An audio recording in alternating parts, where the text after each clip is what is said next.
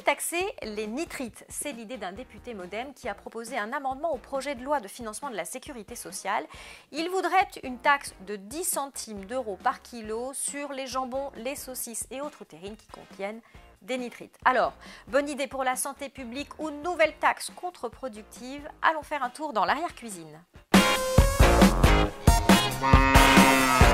Pourquoi taxer les nitrites? Le motif, c'est que ces additifs alimentaires, que l'on retrouve dans quasiment toutes les charcuteries, industrielles ou pas d'ailleurs, sont classés comme des cancérogènes probables par le CIRC, l'agence de l'OMS qui évalue les risques de cancer. Pour elle, les nitrites pourraient être un des facteurs parmi les facteurs qui causent les cancers du côlon.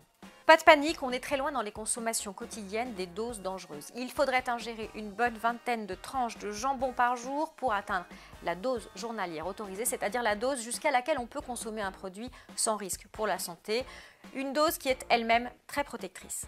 Mais soit, parlons nitrites, ils sont remis sur la table par la crainte croissante et parfois un peu irrationnelle des additifs alimentaires. Les nitrites, on les repère sur les étiquettes sous le code E250. Pour l'agroalimentaire, la réglementation européenne limite les nitrites à 150 mg par kilo. En France, la règle est plus sévère, 120 mg par kilo au maximum. On trouve aussi des nitrites dans les charcuteries bio, ça n'est pas interdit, avec une limite maximale de 80 mg par kilo. Dans leur ensemble, les industriels affirment tous qu'ils essayent de travailler à des seuils bien inférieurs à ces limites.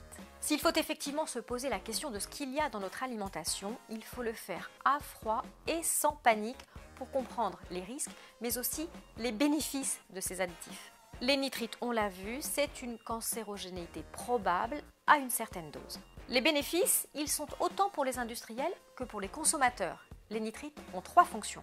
La première, et elle est essentielle, c'est la conservation. L'être humain a toujours essayé de mieux conserver ses aliments. Autrefois, avant les nitrites, dans les charcuteries, on utilisait du salpêtre qui a globalement les mêmes avantages et les mêmes inconvénients que les nitrites en étant un petit peu moins efficace. Un jambon qui contient des nitrites se conserve entre 21 et 28 jours, c'est 10 jours quand il n'y en a pas. L'immense bénéfice des nitrites a été d'éradiquer totalement les intoxications alimentaires dues aux charcuteries avariées. Des intoxications gravissimes et parfois mortelles. Le botulisme par exemple, qui est un empoisonnement via une neurotoxine, a quasiment disparu en France. L'Institut Pasteur en dénombre en moyenne une vingtaine de foyers par an en France.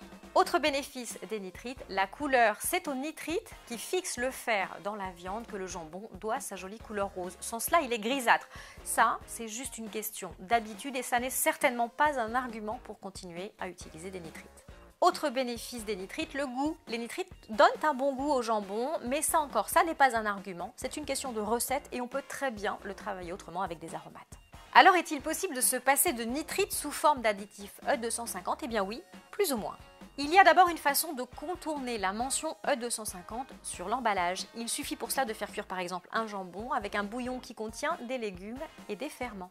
Les nitrates naturellement présents dans les légumes se transforment en nitrites à la cuisson et ça, on n'est pas obligé de le mentionner sur l'emballage. Avantage marketing, des applications comme Yuka ne détectent pas les nitrites sur l'emballage et le produit est donc mieux noté. Des industriels testent une autre méthode. Cette fois-ci, c'est un arôme qui joue le rôle du E250.